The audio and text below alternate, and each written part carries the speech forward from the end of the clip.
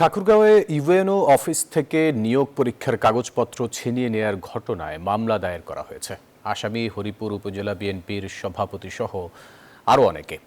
শুক্রবার এই ঘটনা ঘটে, যার ভিডিও ছড়িয়ে পড়ে সামাজিক যোগাযোগ মাধ্যমে। ঠাকুরগাঁও প্রতিনিধি আব্দুল লতিফ লিটুর পাঠানো তথ্যছবিতে ডেস্ক রিপোর্ট। শুক্রবার বিকেলে হরিপুর উপজেলা নির্বাহী কর্মকর্তার কার্যালয়ে মেদিনী সাগর টেকনিক্যাল অ্যান্ড বিএম কলেজের চতুর্থ শ্রেণীর কর্মচারী নিয়োগ পরীক্ষার কার্যক্রম চলছিল।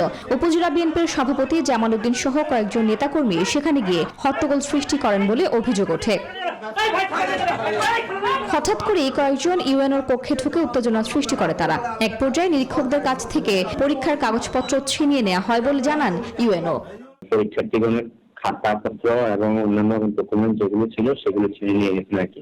নিয়োগ বাণিজ্য তদন্ত করার জন্য মনে করেন উনি তো কোনো আবেদন দেন, আবেদন দিলে সেটা বিধি মোতাবেক যেটা হতো সেটা করতাম। অভিযোগ অস্বীকার করে উপজেলা বিএনপির সভাপতি জামাল উদ্দিন বলেন, নিয়োগ পরীক্ষায় টাকার লেনদেনের অভিযোগের বিষয়টি জানাতে তারা ইউএনওর কাছে গিয়েছিলেন। ইউএনও সাহেব এবং ওই যে কলেজের প্রিন্সিপাল দুইটা নিয়োগ নিয়ে এটা জানাজানি হওয়ার পর এটা আমরা নিয়োগটা বন্ধ করতে বলছিলাম যে আপনি আগে নিয়োগ বাণিজ্যটা এই যে 30 লক্ষ টাকার অবৈধ লেনদেন হয়েছে এটা তদন্ত করেন, তারপর নিয়োগটা দেন আপনি।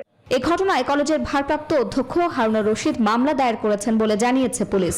যারা জড়িত আসামি, প্রকৃতপক্ষে অপরাধী আসামি, তাদেরকে গ্রেফতারের জন্য অভিযান অব্যাহত আছে। পুলিশ জানিয়েছে ঘটনায় জড়িতদের গ্রেফতারের চেষ্টা চলছে। Desk report, news 24।